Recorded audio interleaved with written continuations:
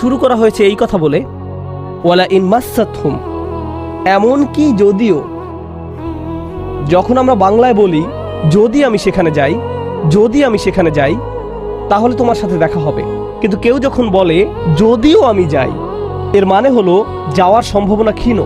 তাই আয়াতটি যদিও দিয়ে শুরু হওয়ার মাধ্যমে এমন কিছু ঘটার সম্ভাবনা কমিয়ে দিয়েছে। এভাবে বলার মাধ্যমে আল্লাহ কোনো কিছুর উপর জোর কমিয়ে দেন। সহজ কথায় তিনি বাক্যটিকে দুর্বল করে দিচ্ছেন। যদিও, যদিও কি? যদিও মাসাতহুম, যদিও এটা তাদের স্পর্শ করে। আরবিতে মাসা অর্থ কোনো কিছু যখন আপনাকে সামান্যতম স্পর্শ করে, যেমন কোনো মাছি যখন কোনো মতে স্পর্শ করে,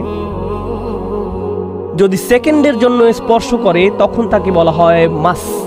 সুতরাং এটা যদি তাদেরকে কোনো মতে স্পর্শ করে 1 সেকেন্ডের জন্য,